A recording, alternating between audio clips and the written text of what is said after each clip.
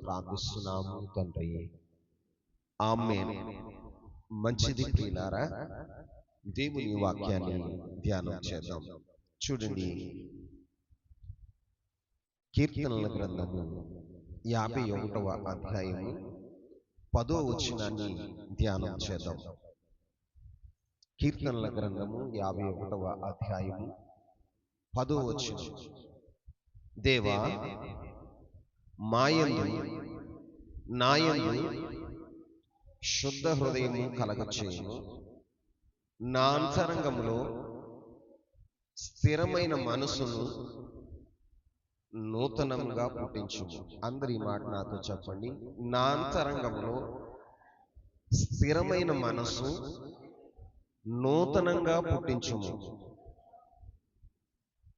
చాలా చదువుకున్న లేఖన భాగాన్ని ధ్యానించినప్పుడు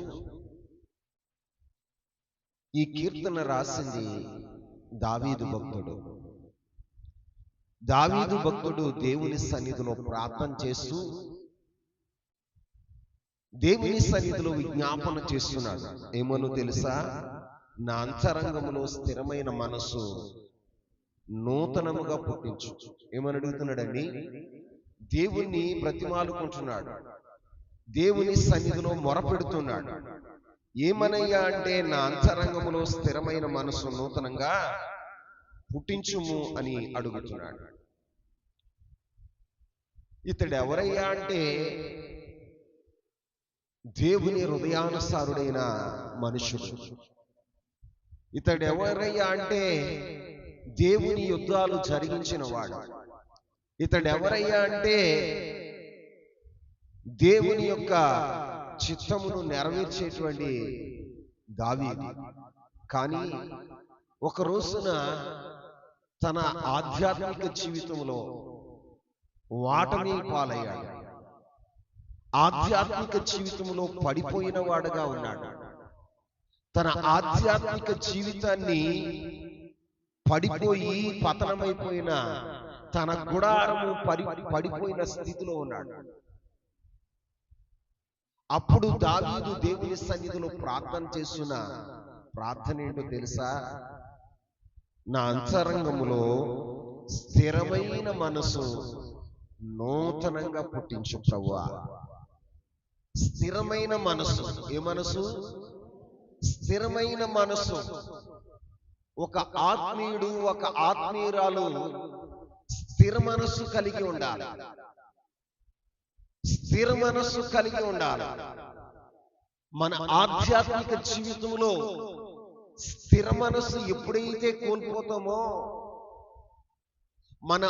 మన వ్యక్తిగత జీవితంలో స్థిర మనస్సు ఎప్పుడైతే మనం కోల్పోతామో, అప్పుడే మన పతనానికి కారణమవుతుంది.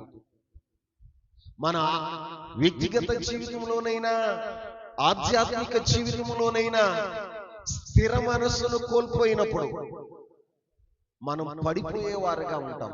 ఆ మాటే పేతురు భక్తుడు చెప్తాడు. పేతురు రాసిన 2వ పత్రిక 3వ అధ్యాయం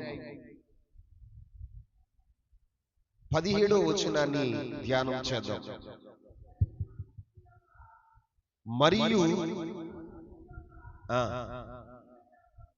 దీర్ఘశాంతము 17. ప్రియులారా, గనుక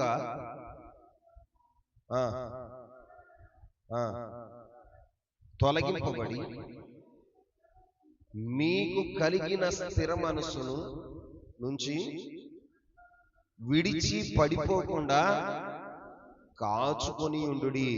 ఇక్కడ పేతురు భక్తుడు చెప్తున్న మాట ఏంటంటే, ప్రియులారా, మీరు ఈ సంగతులు ముందుగా తెలుసుకొని ఉన్నారు కనుక మీరు నీతి విరోధులను, తప్పు బోధలను తొలగింపబడి మీకు కలిగిన స్థిర మనస్సును, ఏ మనసు? స్థిర మనస్సును విడిచి పడిపోకుండా కాచుకొని ఉండుడి. ఆమేన్. ఇక్కడ మన జీవితంలో మన జీవితంలో కలిగి ఉన్న స్థిర మనసు, ఏ మనసు అండి? స్థిర మనసును స్థిర మనసు విడిచిన వెంటనే మన జీవితంలో జరిగేది ఏంటో తెలుసా? పడిపోతాం. ఏమైతాం? పడిపోతాం. భక్తుడు చెప్తున్నాడు, మీ ఆధ్యాత్మిక జీవితంలో ఉండవలసింది ఏంటంటే స్థిర మనసు. మీ మనసు స్థిరంగా లేకపోతే మీరేం చేస్తారో తెలుసా? ఆధ్యాత్మిక జీవితంలో పడిపోయిన వారుగా ఉంటారు, పతనమైపోయిన వారుగా ఉంటారు. ఒకప్పుడు అతిశయ కారణంగా ఉన్న నీవు, ఒకప్పుడు నీవు దేవుని యుద్ధాలు చేసిన వ్యక్తివే, దేవుని హృదయానుసారంగా నడిచిన వ్యక్తివే, దేవుని యొక్క చిత్తాన్ని నెరవేర్చడానికి పరిగెత్తిన వ్యక్తివే. కానీ నీ మనసు స్థిరంగా లేకపోతే, చంచలమైన మనసు నీలోనికి వస్తే నువ్వేమైపోతావో తెలుసా? ఆధ్యాత్మిక జీవితంలో పడిపోయిన వాడగా ఉంటావు.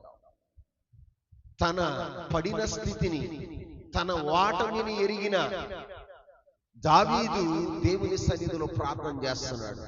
అయ్యో, నేను పడిపోవటానికి కారణం, నేను పతనమైపోవటానికి కారణం, నేను ఉన్నత శిఖరం మీద నుంచి నేల మట్టికి పడిపోవటానికి కారణం ఏంటయ్యా అంటే నా ఆధ్యాత్మిక జీవితంలో స్థిర మనస్సు లేదు. అందుకే నా జీవితంలో పడిపోయిన వాడగా ఉన్నాను. ఒకప్పుడు నా జీవితం దేవుని హృదయానుసారంగా అడుగులు వేసిన నేను, దేవుని చిత్తాన్ని జరిగించిన నేను, దేవుని కొరకు బలమైన యుద్ధాలు జరిగించిన నేను ఈ రోజున పడిపోయి పతనమైపోయిన స్థితిలోనికి రావడానికి కారణం నా మనసులో స్థిరత్వం లేదు. ఏం లేదండి? తన మనసులో స్థిరత్వం లేదని గ్రహించి దేవుని సన్నిధిలో ప్రార్థన చేస్తున్నాడు. ఏమని ప్రార్థన చేస్తున్నాడు? నా అంతరంగంలో స్థిరమైన మనసు నూతనంగా పుట్టించు.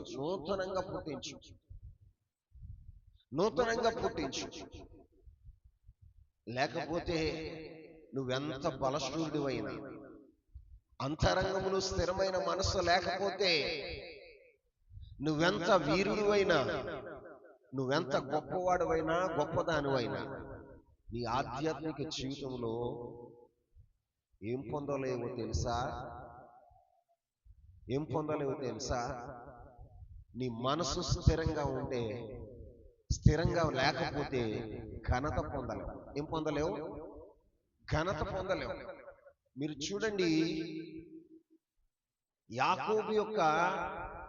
యాకోబుకి 12 మంది కుమారులు ఉన్నారు. ఎంతమంది? 12 మంది కుమారులు ఉన్నారు. జ్యేష్ఠుడు ఎవరయ్యా అంటే రూబేను. అందరూ చెప్పండి, రూబేను జ్యేష్ఠుడు. తన యొక్క ప్రథమ ఫలం, తన సంతానములో ప్రథమ ఫలం, తన బలానికి నిదర్శనం, యాకోబు యొక్క బలానికి నిదర్శనం ఎవరయ్యా అంటే రూబేను. కానీ రూబేను గురించి తండ్రి మాట్లాడుతున్న మాట ఏంటో తెలుసా? అతన్ని ఆశీర్వదించాలి అనుకున్నాడు. అతని యొక్క అంత్య దినాల గురించి మాట్లాడుతూ యాకోబు మాట్లాడుతున్నటువంటి మాట ఏంటో తెలుసా? ఆదికాండము 49వ అధ్యాయము 4వ వచనాన్ని చూద్దాం. ఆదికాండము, నీళ్ల వలె చెంచెలుడివై నీవు అతిశయము పొందవు.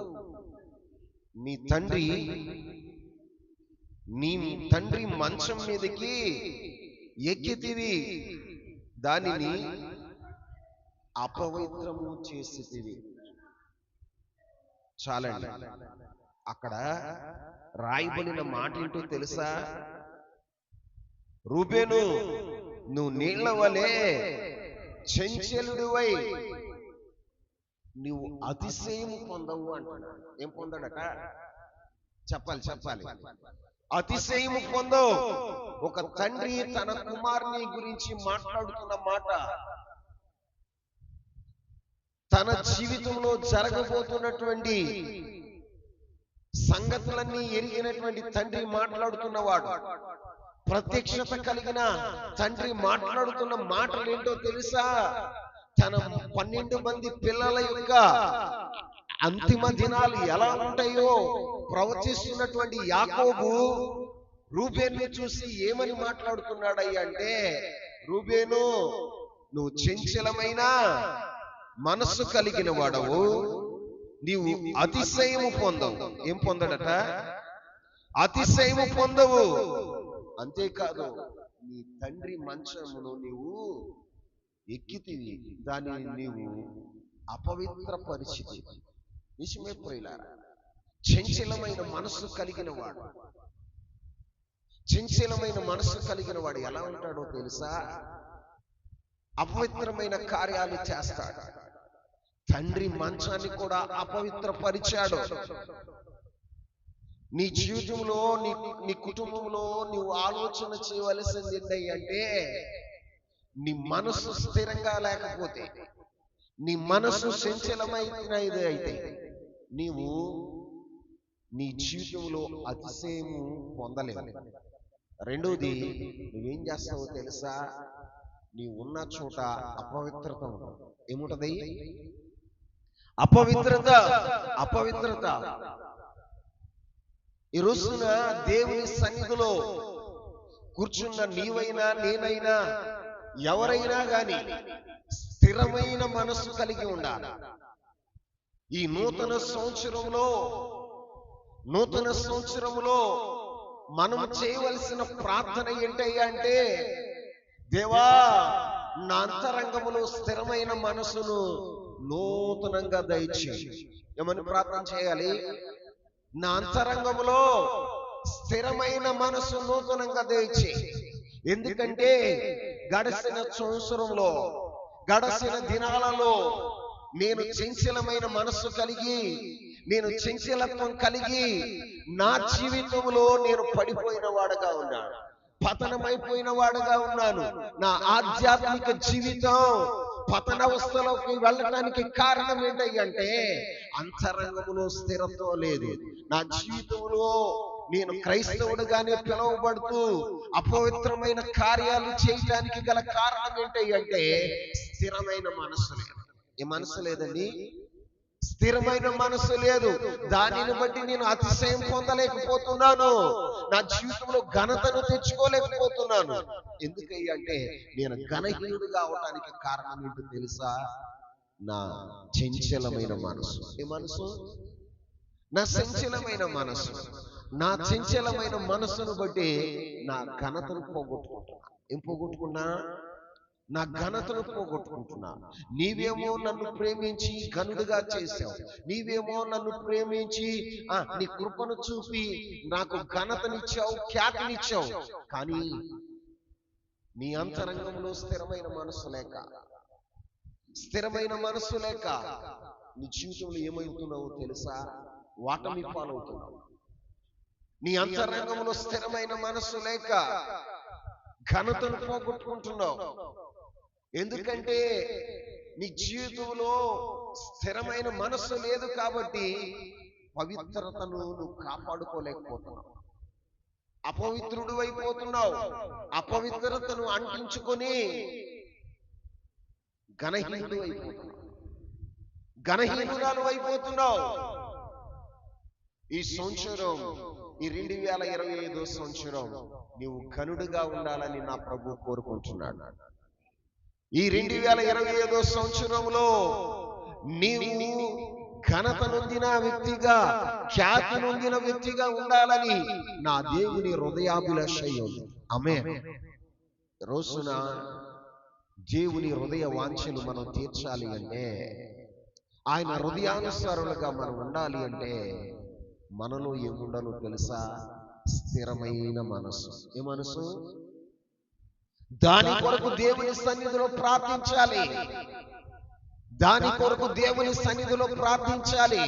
అయ్యా, చంచలమైన మనసును తొలగించండి, స్థిరపరచండి ప్రభువా.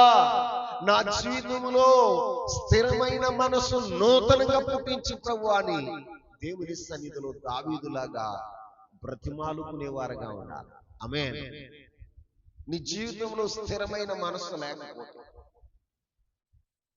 చంచలమైన మనస్సు మనం కలిగి ఉంటే మన జీవితంలో అతిశయం పొందలేం, అంటే ఘనత పొందలేం. ఘనత పొందలేం.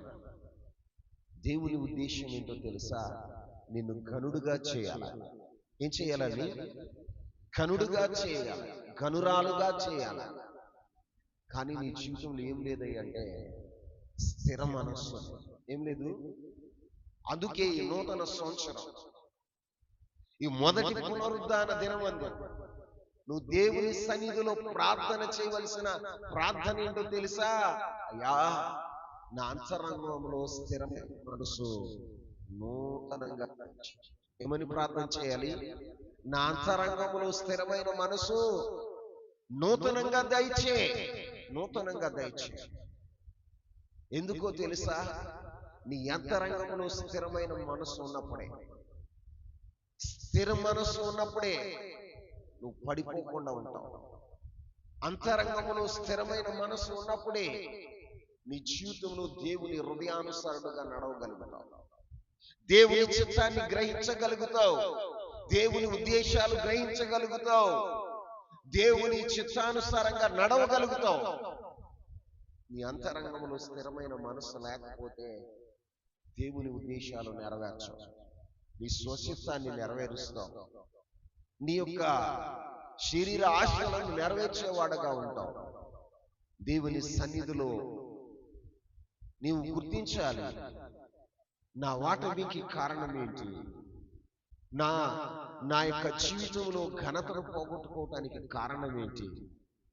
ఒకప్పుడు దేవుడు నన్నెంతో ఘనుడుగా చేశాడు.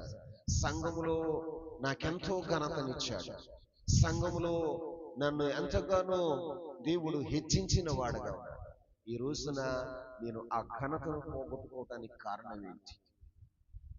ఆ యొక్క ఘనతను పోగొట్టుకోవటానికి కారణం ఏంటి? ఆ ఖ్యాతిని పోగొట్టుకోవటానికి గల కారణం ఏంటి? నువ్వు గుర్తిస్తున్నావా? దావీదు గుర్తించాడంటే, దావీదు గుర్తించాడు. అయ్యో ప్రభువా, నీ ముఖ దర్శనం నేను చేసుకోలేకపోతానికి, నీ యొక్క ముఖ దర్శనాన్ని నేను చేసుకోలేకపోవటానికి, అయ్యా నా పాపమే కారణం, నా వాటమే కారణం. కారణం ఏంటో తెలుసా? నాలో స్థిర మనస్సు లేదు. ఏ మనస్సు లేదు? స్థిర మనస్సు లేదు. స్థిరత్వం లేని వాడు ఏమైపోతాడని పేతురుభక్తుడు చెప్పాడు? పడిపోతాడు. ఏమైపోతాడు? పడిపోతాడని పేతురుభక్తుడు చెప్తున్నాడు. అది గ్రహించిన దావీదు దేవుని సన్నిధిలో ప్రార్థన చేస్తున్నాడు. అయ్యా, స్థిర మనస్సు లేకగానేగా నేను పడిపోయాను. స్థిర మనస్సు లేకగానేగా నేను పడిపోయి చంచలుడుగా నేను మారిపోయాను. అయ్యా, నీ హృదయానుసారుడుగా నీ పేరు పొందిన నేను ఈ తప్పిదం చేయటానికి, అయ్యా నా గుడారము పాడైపోవటానికి కారణం స్థిర మనస్సు లేకపోవటమే కదా. నన్ను క్షమించి అయ్యా, నా అంతరంగంలో స్థిరమైన మనసు నూతనంగా దయచేయాలి ఆయన్ని బ్రతిమాలుకుంటున్నాడు. ఏమంటున్నాడు? బ్రతిమాలుకునేవాడుగా ఉన్నాడు. ఈ రోజున దేవుని పిల్లలమైన మన జీవితాల్లో స్థిర మనస్సు కావాలి. ఏ మనస్సు కావాలి? దాని కొరకు దేవుని సన్నిధిలో ప్రార్థించేవారుగా ఉండాలి. ఈ 2020వ సంవత్సరం నీ జీవితంలో స్థిర మనస్సు కలిగి ఉన్నట్లుగా ప్రార్థన చేయదోగాక. నీవు ఘనత పొందిన వాడుగా, దేవుని చిత్తానుసారమైన వ్యక్తిగా, నీవు దేవుని యుద్ధాలు చేసే వ్యక్తిగా నీవు ఉండాలి అంటే నీవు స్థిర మనస్సు కలిగి ఉండాలి. ఆధ్యాత్మిక జీవితంలో పడిపోకుండా, పతనమైపోకుండా నీ జీవితంలో నీవు స్థిరంగా ఉండాలంటే నీ అంతరంగంలో స్థిరమైన మనసు ఉండాలి. ఏ మనసు ఉండాలని? స్థిరమైన మనసు ఉండాలి. స్థిరమైన మనసు ఉన్నప్పుడే దేవుని చిత్తానుసారంగా మనం నడవగలుగుతాం. దేవుని హృదయానుసారులుగా మనం నడవగలుగుతాం. దేవుని హృదయాన్ని అనుసరించి ఎప్పుడు నడవగలుగుతామై అంటే స్థిర మనసు కలిగి. ఎప్పుడు మనలో స్థిర మనసు లేకపోతే, రూపేణులాగా చంచలుడుగా మనం ఉంటే మన జీవితంలో అపవిత్రత ఏర్పడుతుంది. ఏం ఏర్పడుతుంది? నీ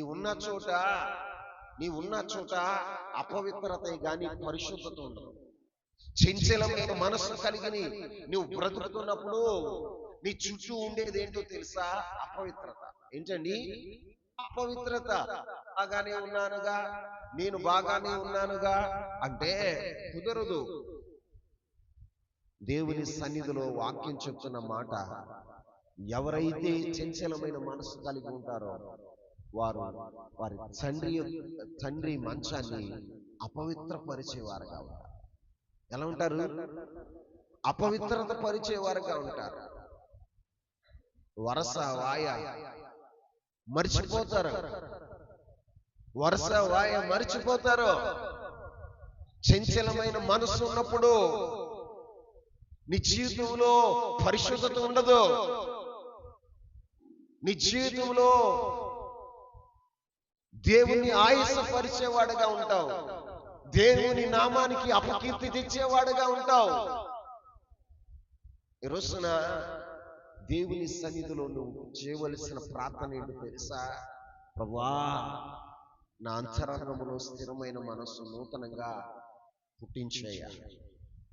ఈ నూతన సంవత్సరం నేనుగా సరికొత్తదైన వ్యక్తిగా, నీలో నిలిచి ఫలించే వ్యక్తిగా నేను ఉండాలి. నా ఆధ్యాత్మిక జీవితం, కుటుంబ దాంపత్య జీవితం ఫలభరితంగా ఉండాలి అని నువ్వు ఆశిస్తే దేవుని సన్నిధిలో చేయవలసిన ప్రార్థన ఏంటో తెలుసా? నా అంతరంగంలో స్థిరమైన మనసు పుట్టించు. నిజం ప్రియులారా, తన పాపాన్ని కప్పుకోకుండా, తన స్థితిని కప్పుకోకుండా దేవుని సన్నిధిలో ఒప్పుకుని ప్రార్థన చేస్తున్నాడు. ఇంత అపవిత్రుడైపోవటానికి కారణం స్థిర మనస్సు లేకపోవడం. ఏ మనసు? స్థిర మనస్సు లేకపోవటమే. ఇంత నీచానికి దిగజారిపోవటానికి కారణం స్థిర మనస్సు లేకపోవటమే. నా ఆధ్యాత్మిక జీవితంలో ప్రభువా స్థిర మనస్సు దయచే. ఏం దయచేయమంటాడు? స్థిర మనస్సు దయచే. నేను ఇంతగా పతనమైపోవటానికి కారణం ఏంటో తెలుసా? నాలో స్థిర మనస్సు లేదని దావీదు గుర్తించాడు. ఈ 2025 సంవత్సరమైన నీ జీవితంలో నువ్వు గుర్తించగలుగుతున్నావా? నీ ఆధ్యాత్మిక జీవితంలో పతనానికి కారణం ఏంటి? దేవునికి విరోధంగా నీవు పాపం చేయటానికి కారణం ఏంటి? ఈ రోజున దేవునికి వ్యతిరేకమైన అడుగులు వేయడానికి గల కారణం ఏంటి? అపవిత్రుడు అయిపోవటానికి కారణం ఏంటి? నీవు అపవిత్రుడు అవటమే కాదు, ఇంకా ఎదటి వారిని కూడా అపవిత్రులుగా చేస్తున్నావు. కారణం ఏంటో తెలుసా? నీలో స్థిర మనస్సు లేదు. ఏ మనస్సు లేదు? స్థిర మనస్సు లేదు. నీ ఆధ్యాత్మిక జీవితంలో స్థిర మనస్సు లేదు. అందుకే నీ జీవితంలో అపవిత్రత. అందుకే నీ ఆధ్యాత్మిక జీవితంలో పతనమైపోయిన అనుభవం. ఇప్పుడైనా గుర్తించు. దావీదు భక్తుడు చెప్తున్నాడు, తన పతనానికి కారణం ఏంటయ్యా అంటే, అయ్యో నేను ఇంతగా పతనమైపోవటానికి, ఇంతమైన నీచమైన కార్యాన్ని చేయటానికి, అయ్యా నీకు వ్యతిరేకంగా నీ నామానికి అపకీర్తి తేవడానికి గల కారణం ఏంటయ్యా అంటే, నా జీవితంలో స్థిర మనస్సు లేదు. ఏ మనస్సు లేదండి? స్థిర మనస్సు లేదు. నువ్వు గుర్తించేవా? దేవుని సన్నిధిలో మనం గుర్తించాలి. వాక్య ప్రత్యక్షతలో మనం మన లోపాలను కనుగోవాలి. దేవుని సన్నిధిలో ప్రార్థిస్తూ ఉన్నప్పుడు, ప్రభువా రేపు ఉదయం ఏం చెప్పాలి ప్రభువా, నాతో మాట్లాడయ్యా అంటే ఆయన మాట్లాడిన మాట ఏంటో తెలుసా? అంతరంగంలో స్థిరమైన మనస్సు కావాలి. అంతరంగంలో స్థిరమైన మనస్సు, స్థిరమైన మనస్సు కావాలి. ఏం ప్రభు అంటే, లేకనేగా పడిపోవటానికి కారణం. స్థిర మనస్సు లేకపోవటమే కదా, లేకపోవటం బట్టేగా అపవిత్రులైపోవటానికి కారణం. స్థిర మనస్సు లేకపోవటం బట్టే కదా వారి జీవితంలో అతిశయం పొందలేకపోతున్నారు. ప్రభు మాట్లాడుతుంటే నేను ఇచ్చాను. నిజమే, మన దేవునికి విరోధమైన అడుగులు వేస్తున్నాము అంటే, దేవునికి విరోధంగా ఆలోచన చేస్తున్నాము అంటే, దేవుని సంకల్పాలకు కాకుండా మన స్వసిద్ధాన్ని మన జీవితంలో నెరవేరుస్తున్నాము అంటే కారణం ఏంటో తెలుసా? స్థిర మనస్సు లేకపోవటం. ఈ మనస్సు లేకపోవటం, స్థిర మనస్సు లేకపోవటం. నీది కాని దాన్ని ఆశిస్తున్నావు అంటే కారణం ఏంటి? నీది కాని దాన్ని ఆశిస్తున్నావు అంటే నీ మనసు ఎలా ఉంది? నీ మనసు ఎలా ఉంది? నీ మనసు ఎలా ఉంది? నీ అంతరంగంలో యుద్ధం జరుగుతూ ఉంటుంది. దేవుని ఆత్మ తప్పు చేస్తున్నావు, తప్పు చేస్తున్నావు అని నిన్ను వాదిస్తూ ఉంది. నువ్వేం చేస్తావో తెలుసా? అంతరాత్మ నోరు మూసేసి, అంతరాత్మ నోరు మూసేసి నువ్వేం చేస్తావయ్యా అంటే నీ స్వసిద్ధాన్ని నువ్వు నెరవేరుస్తావు. అప్పుడే కదా దేవునికి విరోధంగా నువ్వు పాపం చేసేది. అప్పుడే కదా దేవునికి విరోధంగా నువ్వు నడిచేది. అప్పుడే కదా నువ్వు దేవుని చిత్తానికి కాకుండా స్వసిద్ధాన్ని నెరవేర్చేది. దావీదుతో తన అంతరంగం మాట్లాడలేదంటారా? చెప్పండి, తన అంతరంగం మాట్లాడలేదా? దేవుని హృదయానుసారుడే, దేవుని ప్రత్యక్షత కలిగిన వాడే, దేవుని యుద్ధాలు జరిగించేవాడే. అతడి జీవితంలో దేవుడు తన హృదయంతో మాట్లాడలేదంటారా? మాట్లాడాడు. కానీ అతడేం చేశాడు తెలుసా? శరీరానికి దాసుడైపోయాడు. దేనికి దాసుడైపోయాడు? శరీరానికి దాసుడైపోయాడు. కారణం ఏంటో తెలుసా? చంచలమైన మనస్సు. ఒకదాన్ని చూసినప్పుడు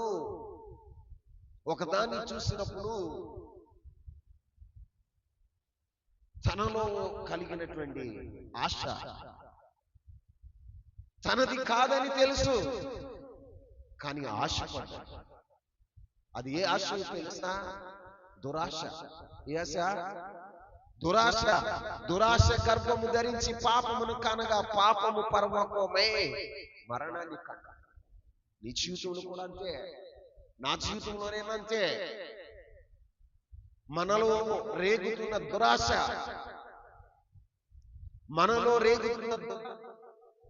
దేవునికి వ్యతిరేకమైన అడుగులు వేయిస్తుంది. మనలో రేగుతున్నటువంటి దురాశే దేవుని చిత్తానికి ప్రతికూలమైన అడుగులు వేయిస్తూ. గమనిస్తున్నావా తమ్ముడు? గమనిస్తున్నావా చెల్లెమ్మా? నీ ఆధ్యాత్మిక జీవితంలో దేవునికి విరోధమైనటువంటి అడుగులు వేస్తున్నావు అంటే నీలో ఆశ ప్రారంభమైంది. ఏం ప్రారంభమైంది? అంతరంగం చెప్తుంది, నువ్వు ఆశపడమాకు. కానీ నువ్వు అంతరంగాన్ని ఏం చేస్తున్నావు తెలుసా? మూసివేస్తున్నావు. అంతరంగపు గొంతును నులిమేస్తున్నావు. ప్రతి వ్యక్తిలో అంతరంగం ఉంటుంది. దేవుని స్వరం వినపడుతుంది. దేవుని స్వరాన్ని కాదని మనం వేరొక దాన్ని ఆశిస్తున్నాము అంటే అర్థం ఏంటో తెలుసా? అంతరంగాన్ని చంపేస్తున్నాం. అప్పుడే నీవు సాహసించి పాపం చేయగలుగుతావు. అప్పుడే సాహసించి దేవునికి విరోధమైన కార్యాలు చేయగలుగుతావు. దావీదు అది గుర్తించాడు. అయ్యో, నేను ఎంత పతనమైపోవడానికి నేను సాహసం చేయటానికి కారణం ఏంటో తెలుసా? చంచలమైన మనసు. ఏ మనసు? చంచలమైన మనసు. స్థిరమైన మనసు నాలో లేదు. స్థిరమైన మనసు నాలో లేదు. నువ్వు ఎలా గుర్తించాలంటే, నీది కాని దానిని చూసినప్పుడు నువ్వు ఆశించడం, నీది కాని దాని గురించి నువ్వు ఇంకా ఆలోచన చేయటం, అప్పుడు నీ మనసు ఏమవుతుందో తెలుసా? చంచలమవుతుంది. ఏమవుతుంది? చంచలమవుతుంది. దానివల్ల నీకు ఒరిగేది ఏం లేదు. దానివల్ల నీకు ఒరిగేది ఏం లేదు. అపకీర్తి తప్ప, అవమానం తప్ప, హేళన తప్ప మనకి ఒరిగేది ఏమీ లేదు. రోజున నువ్వు గుర్తించగలిగితే నీ ఆధ్యాత్మిక జీవితం పతనమైపోవడానికి కారణం ఏంటి, నీ వాటమునకు కారణం ఏంటో నువ్వు గుర్తించగలిగితే దావీదు చేసిన ప్రార్థన నువ్వు కూడా చేయగలుగుతావు. ఆమేన్. ఈ రోజున నీ ఆధ్యాత్మిక జీవితంలో పడిపోవటానికి, పతనమైపోవటానికి, లోకంలో కలిసిపోవటానికి, లోకానుసారుడుగా నడుచుకోవటానికి గల కారణం ఏంటో తెలుసా? అంతరంగంలో స్థిరమైన మనసు లేక. అంతరంగంలో స్థిరమైన మనసు లేక, ప్రతిష్టతను కోల్పోవటానికి, నీవు దేవునితో చేసుకున్న తీర్మానాలు మర్చిపోవటానికి, నీవు దేవునితో చేసుకున్న వడంబడికలను మర్చిపోయి లోకానుసారుడిగా నడిచడానికి కారణం ఏంటో తెలుసా? అంతరంగంలో స్థిర మనస్సు లేదు. ఏ మనస్సు లేదు? స్థిర మనస్సు లేదు. ఈ నూతన సంవత్సరమైన ఈ 2025వ సంవత్సరంలోనైనా దేవుని సన్నిధిలో ప్రార్థిస్తావా దావీదులాగా? దేవా, నా అంతరంగములో స్థిరమైన మనసు నూతనంగా దయచేయి. దావీదు ఒప్పుకుంటున్నాడు, అంతరంగం శిథిలమైపోయింది, అంతరంగంలో స్థిరత్వం లేదు. అతడు గుర్తించాడు, ఈ చంచలమైన మనసు ఆడించినటువంటి ఆటల ప్రకారమే కదా నేను ఆడి నా జీవితాన్ని పాడు చేసుకున్నాను. ఈ చంచలమైన మనసు నన్ను ఎలాగ నడిపిస్తే అలాగ నడిచి కదా నా జీవితంలో పతనమైపోయాను అని ఎరిగి దేవుని సన్నిధిలో ప్రార్థిస్తున్నాడు. దేవా, నా అంతరంగంలో స్థిరమైన మనసు నూతనంగా పుట్టించు. నిజమే, మన ఆధ్యాత్మిక జీవితంలో, మన కుటుంబ వ్యక్తిగత జీవితంలో మనం పడిపోకుండా, పతనమైపోకుండా, మన జీవితంలో దేవుని చిత్తానుసారంగా మనం నడవాలి అంటే స్థిర మనసు అవసరం. ఏ మనసు అవసరం? స్థిర మనసు అవసరం. స్థిర మనసు ఉన్నప్పుడు ఏం జరుగుతుందో తెలుసా? స్థిర మనసు ఉన్నప్పుడు ఏం జరుగుతుందో తెలుసా? నీవు పరిశుద్ధాత్మను అనుసరించగలుగుతావు. ఆమేన్ చెప్పండి. నీలో స్థిర మనసు లేనంత కాలం పరిశుద్ధాత్మను అనుసరించలేవు, స్వచిత్తాన్ని అనుసరిస్తావు.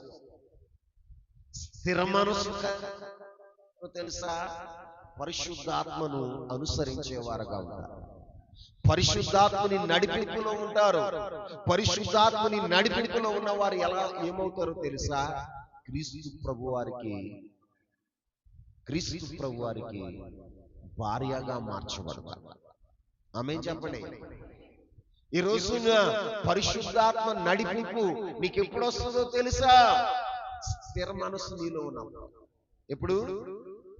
స్థిర మనస్సు నీలో ఉన్నప్పుడే పరిశుద్ధాత్మ యొక్క నడిపింపులో నువ్వు ఉండగలవు. నీ మనసు చంచలమైపోతే పరిశుద్ధాత్మని నడిపింపుకు ఒప్పుకోలేవు. ఒక ఉదాహరణ మీకు చెప్తాను.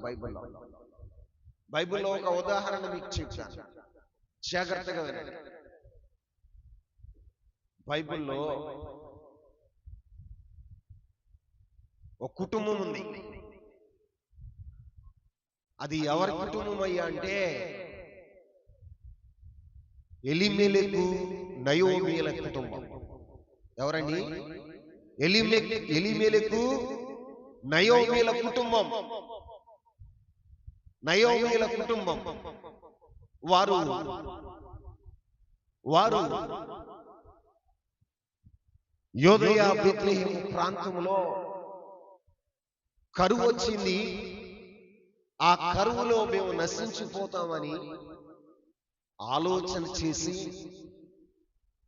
మోయాబు ప్రాంతానికి వెళ్ళారు. ఎందుకు మోయాబుకి వెళ్ళారయ్య అంటే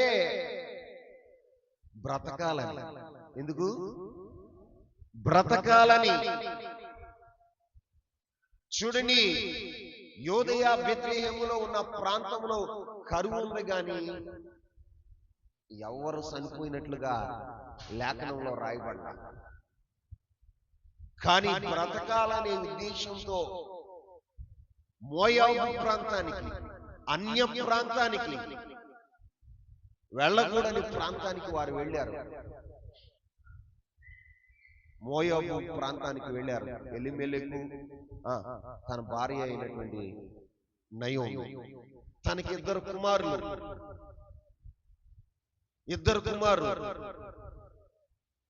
మొత్తం ఎంతమంది వెళ్ళారు? నలుగురు వెళ్ళారు. నిజంగా వీళ్ళు పరిశుద్ధాత్మ నడిపింపులో ఉన్నారా? చెప్పండి. పరిశుద్ధాత్మ నడిపింపులో ఉన్నారా? స్వచిత్తాన్ని నెరవేర్చుకున్నారు. సొంత ఆలోచనల ప్రకారం నడిచారు. నిజంగా యెరూషలేముని దేవుడు దర్శించాడు. ఆమేన్. యెరూషలేములో ఉన్న ప్రజలందరూ క్షేమంగానే ఉన్నారు. ఆ 10 సంవత్సరాల్లో ఏం జరిగిందో తెలుసా? వాళ్ళు ఉన్నటువంటి కొన్ని సంవత్సరాల్లో వారి జీవితంలో ఎలీమెలెకు పోయాడు, తన ఇద్దరు కుమారులు చనిపోయారు. రూతు నయోమి ఒక్కతే మిగిలిపోయింది. వారిద్దరు కుమారులకి పెళ్లి చేశారు. ఇద్దరు కుమారులు కూడా చనిపోయారు.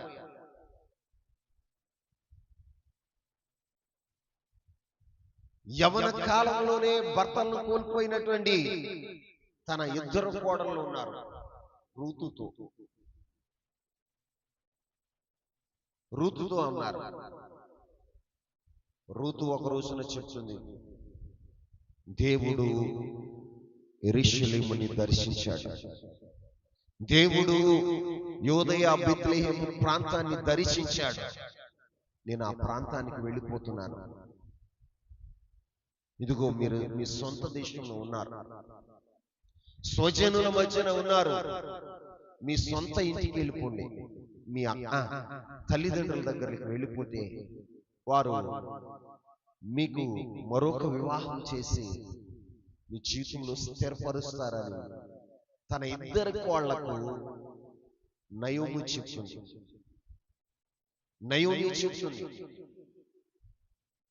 వార్ప రూతులకు నయోమి చెప్తూ ఉంటే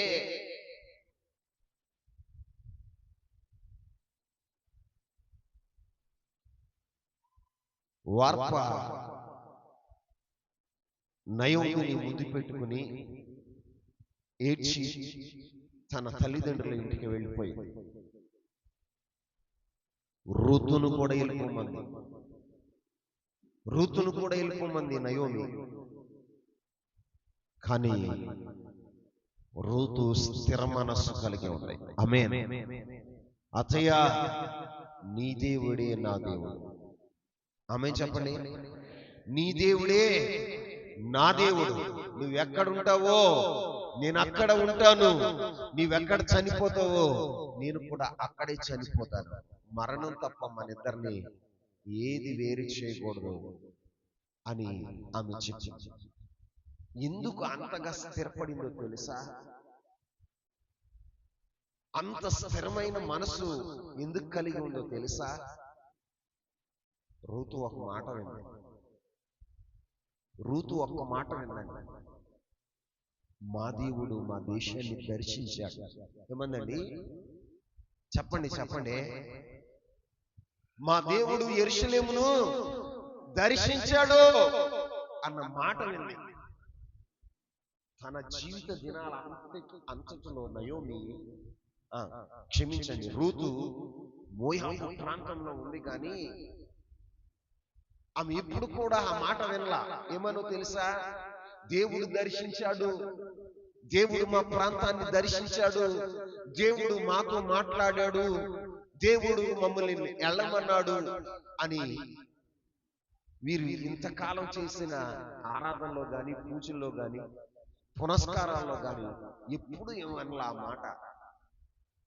రూతు మొట్టమొదటిసారిగా ఏంటో తెలుసా? దేవుడు యెరూషలేమును దర్శించాడు అన్నమాట. ఏంటండి? అంటే రూతు యొక్క నయోమి యొక్క దేవుడు సజీవుడైన దేవుడు. ఆమేన్. నయోమి యొక్క దేవుడు సజీవుడైన దేవుడు కాబట్టి ఆ దేవుడు వారిని దర్శిస్తాడు, వారికి ప్రత్యక్షతనిస్తాడు, వారి అక్కర్లను తీరుస్తాడు అని రూతు గ్రహించగలిగింది. ఆమేన్. ఈ రోజున దేవుని సన్నిధిలో ఉన్న నీవు, ఇన్నేళ్లుగా మందిరానికి వస్తున్న నీవు, ఎప్పుడైనా నువ్వు గ్రహించావా? ఎప్పుడైనా నువ్వు గ్రహించావా నీ దేవుడు సజీవుడైన దేవుడని, నీ దేవుడు నీ అక్కర్లను తీర్చగలిగిన దేవుడని, నీ దేవుడు నువ్వు ఆరాధిస్తున్న దేవుడు నిన్ను ఆదరించిన వాడని ఎప్పుడైనా నువ్వు గ్రహించావా? ఒక అన్యరాలు గ్రహించింది. ఒక్క మాట వింటే ఆ దేవుడు, నయోమి యొక్క దేవుడు ఆ ప్రాంతాన్ని దర్శించాడు అని చెప్పగానే ఈమె హృదయంలో ఆనందం, ఈమె హృదయంలో సంతోషం.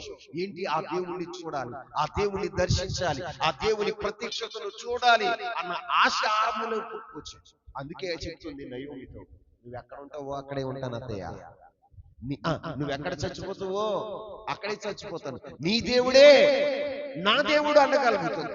మరి నీ జీవితంలో క్రైస్తవుడుగా, క్రైస్తవురాలుగా దేవుని వాక్యాన్ని చిన్నప్పటి నుంచి వింటున్న నీ జీవితంలో దేవుని దర్శనాన్ని గురించిన ఆశ నీకుందా? దేవుని ప్రత్యక్షతను గురించిన ఆశ నీకుందా? ఎప్పుడైతే ఆ ప్రత్యక్షత గురించి ఆశ నీలో కలుగుతుందో స్థిర మనసు ఏముంటది? స్థిర మనసు ఉంటుంది, స్థిర మనసు ఉంటుంది, స్థిర మనసు ఉంటుంది. రూతు స్థిరమైన మనసు కలిగి ఉండటానికి గల కారణం ఏంటో తెలుసా? ఆమె విన్న మాటను బట్టి ఆమె సంతోషించింది, ఆనందించింది. నేను ఆ దేవుణ్ణి చూడాలి, ఆ దేవుణ్ణి దేవునిగా కలిగి ఉండాలి, ఆ దేవుడే నా దేవుడు అనుకున్న ఆమె మనస్సును కుదుట పరుచుకున్నాడు. ఏం పరుచుకుంది? ఆ మాట చదవండి. రూతు గ్రంథం 1వ అధ్యాయం 18వ వచనం. తనతో కూడా వచ్చుటకు ఆమె మనసు కుదిరినదని నయోమి తెలుసుకుంది. ఆమేన్. ఏమైందట? తన మనసు కుదిరింది. దేనికి? తనతో కూడా రావటానికి. ఇప్పుడు మనం గుర్తించవలసింది ఏంటో తెలుసా? నయోమి పరిశుద్ధాత్మకి సాదృశ్యంగా ఉంది. రూతు ఏమై ఉందో తెలుసా? సంఘానికి సాదృశ్యంగా ఉంది. అమ్మా ఒకసారి చేతులెత్తి దేవుని స్తోత్రాలు చెల్లించండి గట్టిగా. చేతులు ఊపుతూ చెప్పండి. చక్కగా చల్లగా ఉంటే వెళ్ళిపోతుంది. దేవునికి మహిమ కలుగును గాక. చూడండి, గమనించండి. ఈ రూతు ఎవరికి సాదృశ్యంగా ఉందని అంటే పరిశుద్ధాత్మకు సాదృశ్యంగా ఉంది. ఎవరికి? పరిశుద్ధాత్మకు సాదృశ్యంగా ఉంది. ఈ ఈ యొక్క నయోమి, క్షమించండి, నయోమి పరిశుద్ధాత్మకు సాదృశ్యంగా ఉంది. ఋతు ఎవరికి సాదృశ్యంగా ఉంది అంటే సంఘానికి సాదృశ్యంగా ఉంది. సంఘానికి సాదృశ్యంగా ఉంది. ఇప్పుడు సంఘం ఏముంటుందో తెలుసా? సంఘం ఏముంటుందో తెలుసా? పరిశుద్ధాత్ముడు నువ్వు ఎక్కడుంటే మేము అక్కడ ఉంటాం. నీ నడిపింపులోనే ఉంటాం. నీ ఉద్దేశాలే మేము మా ఉద్దేశాలుగా మేము నెరవేరుస్తున్నాము అని చెప్తుంది. ఋతు ఏమంటుంది? అతయా నీ దేవుడే నా దేవుడు. నువ్వెక్కడుంటావో నేను అక్కడే ఉంటా. నువ్వెక్కడ చచ్చిపోతావో నేను కూడా అక్కడే చచ్చిపోతా. అంత తెగింపు, అంత స్థిరత్వం ఎందుకు వచ్చిందో తెలుసా? ఆ దేవుణ్ణి చూడాలని ఆశ, ఆ దేవుణ్ణి కలుసుకోవాలన్న ఆశ ఆమెలో ఉంది. కాబట్టి దర్శించిన దేవుణ్ణి కలుసుకోవాలన్న ఆశ తనలో ఉంది. కాబట్టి నయోమితో నడవటానికి ఇష్టపడింది. ఆమె చెప్పండి, నయోమితో వెళ్ళటానికి ఇష్టపడింది. తన మనసును ఏం చేసిందో తెలుసా? కుదుట పరుచుకుంది. ఏం చేసిందండి? కుదుట పరుచుకుంది. వార్పలాగా చంచలమైన మనసు కలిగలేదు. వార్పలాగా శరీర ఆశల వైపు మొగ్గల వార్పలాగా ఆ తాత్కాలికమైనటువంటి ఆశలను కోరుకోవాలి.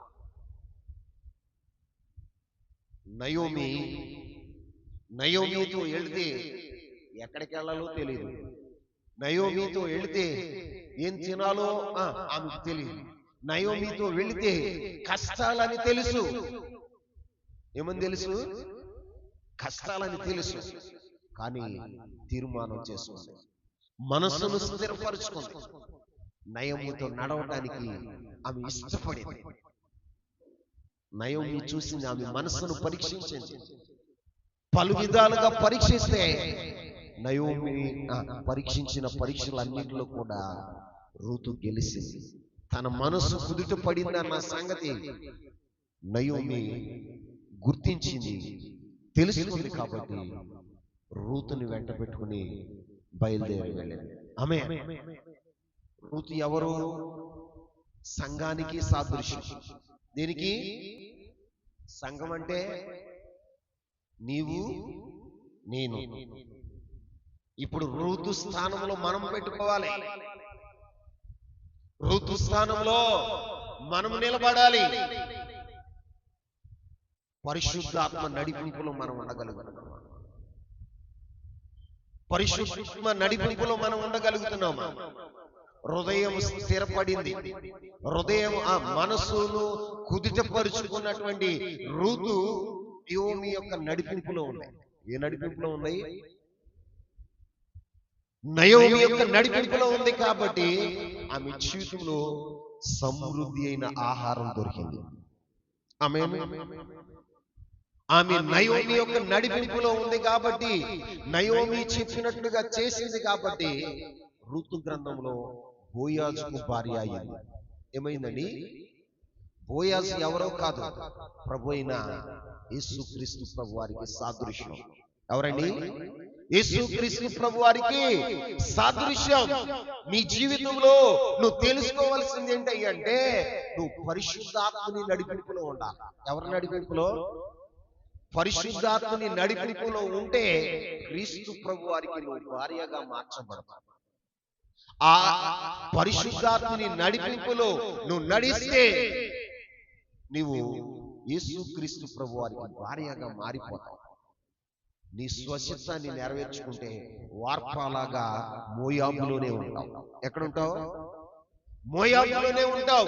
అంటే మోయాబు దేనికి సాదృశ్యంగా ఉంది అంటే లోకానికి సాదృశ్యంగా. దేనికి? లోకానికి సాదృశ్యంగా ఉంది. లోకానికి సాదృశ్యంగా ఉంది.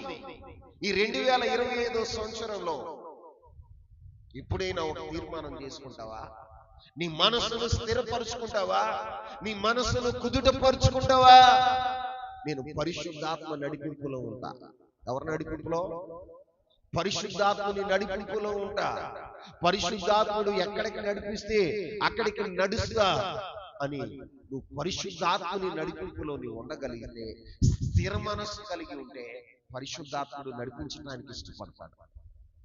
నీలో చంచలమైన మనసు ఉన్నప్పుడు ఆ పరిశుద్ధాత్ముడు జోక్యం చేసుకోడు, నిన్ను నడిపించడు.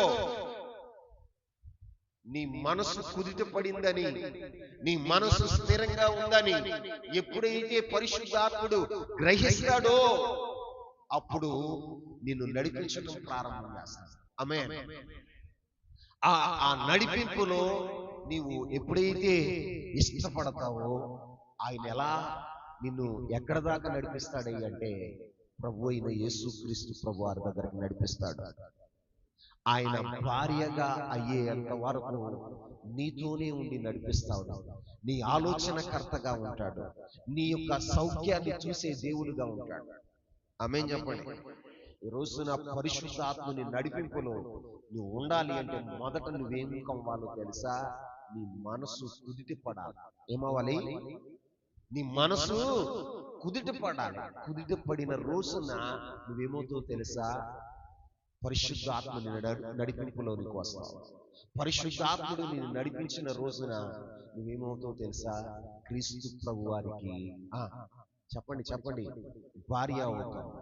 అప్పుడు నీ జీవితంలో ఏమవుతుందో తెలుసా?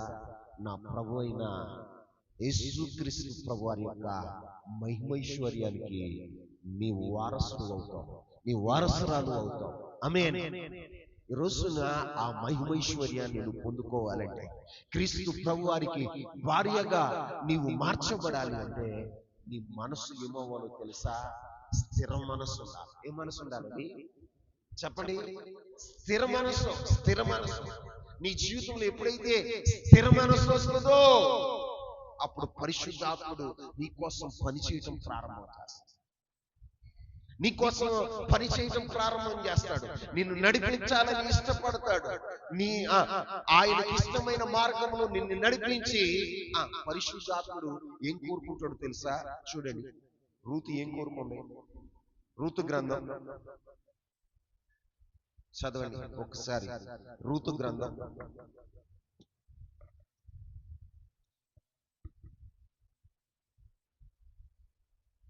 రూతు గ్రంథం 3వ అధ్యాయం మొదటి వచనం. ఆమె అత్తయ్యైన నయోమి, నా కుమారి, నీకు మేలు కలుగునట్లు నేను నీ కొరకు విశ్రాంతి విచారింపవలసిన దానని కదా.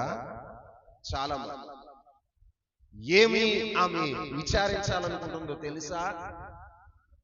నీ కొరకు, నీ కొరకు నీకు మేలు కలగాలి. ఎవరికి? చెప్పండి.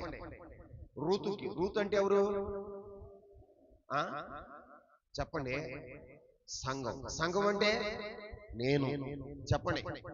నేను నా యొక్క మేలు ప్రభు కోరాలి అంటే, ప్రభు నా విశ్రాంతిని కోరుకోవాలంటే మనం ఏం చేయాలో తెలుసా? నయోమి యొక్క నడిపింపులో ఉండాలి. ఆ నయోమి ఎవరో తెలుసా? పరిశుద్ధాత్మ దేవుడు. నీ హృదయం ఎప్పుడైతే స్థిర మనసు కలిగి ఉంటుందో అప్పుడు నీ కొరకు పరిశుద్ధాత్ముడు పనిచేయటం ప్రారంభం చేస్తాడు. ఎలాగో తెలుసా? నీ మేలు కొరకు పనిచేస్తాడు, నీ విశ్రాంతి కొరకు పనిచేస్తాడు. ఈ రోజున నీ జీవితంలో స్థిర మనసు లేకపోతే పరిశుద్ధాత్ముడు నీ కొరకు పనిచేయడం, నీ కొరకు పనిచేయడం. చంచలమైన మనసు కలిగి ఉన్నప్పుడు నీ ఇష్ట ప్రకారమే నువ్వు నడుస్తావు. అప్పుడు నీకు మేలు కలగదు, నీకు మేలు కలగదు. ఏం జరిగిందో తెలుసా? స్వచిత్తాన్ని నెరవేర్చినటువంటి నయోమి ఎలిమెలెకు ఏం పొందారో తెలుసా? నష్టాన్ని పొందారు. ఏం పొందారు? నష్టాన్ని పొందారు. కానీ పరిశుద్ధాత్ముని నడిపింపులో పోతావు. ఎవరి నడిపింపులో? పరిశుద్ధాత్ముని నడిపింపులోనికి నువ్వు వస్తే పరిశుద్ధాత్ముడు నీ మేలును కోరుకుంటాడు, నీ విశ్రాంతిని కోరుకుంటాడు. నీ విశ్రాంతిని కోరుకుంటాడండి. ఆ బాధ్యత ఆయన తీసుకుంటాడు. ఎవరు తీసుకుంటారు? నీ మేలు, నీ విశ్రాంతి యొక్క బాధ్యత ఎవరు తీసుకుంటారో తెలుసా? తన భుజాల మీద తీసుకుంటాడు పరిశుద్ధాత్ముడు. నా బిడ్డకి మేలు కలగాలి, నా బిడ్డ కుటుంబానికి మేలు కలగాలి, నా బిడ్డ కుటుంబం విశ్రాంతిగా ఉండాలి, సంతోషంగా ఉండాలి, సమాధానంగా ఉండాలి, సమృద్ధి కలిగి ఉండాలని పరిశుద్ధాత్ముడు తన భుజ స్కంధాల మీద వేసుకుని నీ బాధ్యతను నిర్వర్తించేవాడుగా ఉంటాడు. ఎప్పుడు స్థిర మనస్సు చూసినప్పుడు. ఏ మనసు? చంచలమైన మనసు చూసినప్పుడు ఆయన ఏమంటాడు తెలుసా? అమ్మా, నీ ఇంటికి నువ్వు వెళ్ళిపో, నీ తల్లిదండ్రుల యొద్దకు నువ్వు వెళ్ళిపో. ఎక్కడికి? నీ తల్లిదండ్రుల యొద్దకు నువ్వు వెళ్ళిపో. మోయాబులోనే ఉండు, లోకంలోనే ఉండు, నీ ఇష్టం. నిన్ను గురించి శ్రద్ధ ఉండదు, నిన్ను గురించి శ్రద్ధ ఉండదు. ఈ రోజున దేవుడు నిన్ను గురించి పని చేయాలి అంటే, పరిశుద్ధాత్ముడు నీ గురించి పని చేయాలి అంటే, నీ బాధ్యతను ఆయన భుజ స్కంధాల మీద వేసుకోవాలి అంటే, ఈ రోజున నువ్వేం చేయాలో తెలుసా? స్థిర మనస్సు కలిగి ఉండాలి. ఏ మనస్సు కలిగి ఉండాలి? అందుకే దేవుడు నాకు బాధ్యత వహించాలని, దేవుడు నాకు విశ్రాంతిని ఇవ్వాలని దావీదు ఎరిగాడు. కాబట్టి ఆయన చేస్తున్న ఆక్రాంతం ఏంటో తెలుసా? ఆయన చేస్తున్న విజ్ఞాపన ఏంటో తెలుసా?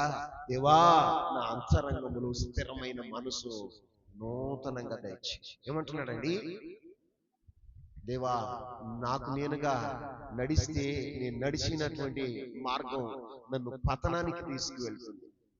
నాకు నేనుగా మేలు చేసుకోవాలంటే నాకు కీడే జరుగుతుంది.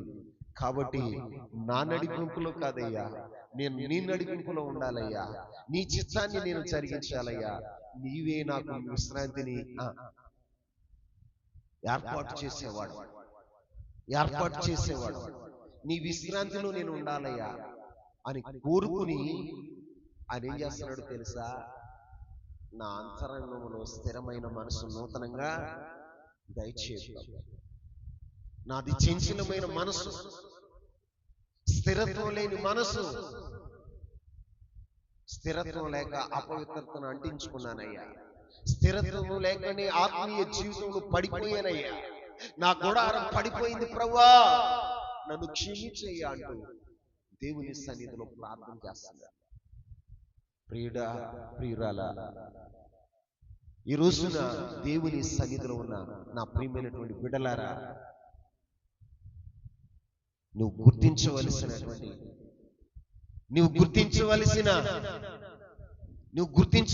విషయం ఏంటో తెలుసా?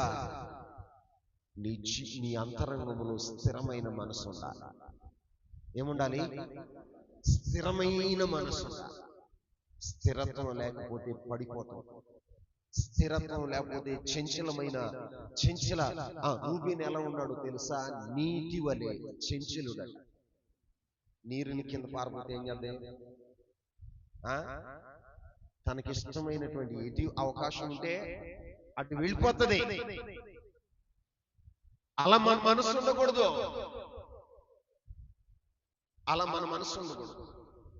స్థిర మనసు. మన మనసు కుదిట పడిన రోజున, మన మనసు స్థిరంగా ఉన్న రోజున పరిశుద్ధాత్ముడు నడిపిస్తాడు. పరిశుద్ధాత్ముడు మన బాధ్యతను నిర్వర్తిస్తాడు. ఆయనే మన విశ్రాంతిని కోరుకుంటాడు. ఆయనే మన మేలును కోరుకుంటాడు. ఆయన మన మేలును కోరుకుంటాడు. ఈ సంవత్సరం వాగ్దానం ఏంటో తెలుసా? బంధకములో ఉండి నిరీక్షణ గల వారలారా, మీ కోటలో మరలా ప్రవేశించుడి, మీకు రెండంతల మేలు చేస్తా. ఏం చేస్తా? రెండంతల మేలు చేస్తా. మేలు చేస్తాడు అంటే ఎప్పుడు చేస్తాడు? ప్రభువా, నాకు మేలు చేద్దాం అంటే ఎప్పుడు మేలు చేస్తాడు? నీలో స్థిర బుద్ధిని చూసినప్పుడు, నీలో స్థిర మనసును చూసినప్పుడు. మన జీవితంలో ఏం చేస్తామో తెలుసా? స్థిర మనసు లేకుండా, ఏ మనసు? చంచలమైన మనసుతో ఉంటే దేవుడు ఏం చేస్తాడో తెలుసా? నీ గురించి అసలు పని చేయడానికి ఇష్టపడతాడు. నీ గురించి పని చేయడానికి ఇష్టపడ్డావు. ఈ రోజైనా దేవుని సన్నిధిలో ఓ తీర్మానం చేసు. ఈ 2025 సంవత్సరంలో ప్రభువా నా మనస్సును స్థిరపరచు. ఏమని ప్రార్థన చేయాలి? నా అంతరంగంలో స్థిరమైన మనసు నూతనంగా దయచేయి ప్రభువా. నేను మేలు పొందినంతగా, నీ నడిపింపులో నేను ఉండునంతగా, నా విశ్రాంతిని నువ్వు కోరుకున్నంతగా నైనా నా అంతరంగంలో స్థిరమైన మనసు నాకు దయచేయి అని నువ్వు ప్రార్థన చేయగలిగితే పరిశుద్ధాత్మ దేవుడు నిన్ను నడిపించడానికి ఇష్టపడతాడు. నీకు మేలు చేస్తాడు. నీ విశ్రాంతిని ఆయన కోరుకునే దేవుడుగా ఉంటాడు. అట్టి కృప పరిశుద్ధాత్మ దేవుడు మనందరికీ దయచేయను గాక. మోకరిస్తారా? ప్రార్థన చేసుకుందాం. మోకరిస్తారా? ప్రార్థన చేసుకుందాం. దేవుని సన్నిధిలో అందరూ అందరూ అందరూ అందరూ మోకరి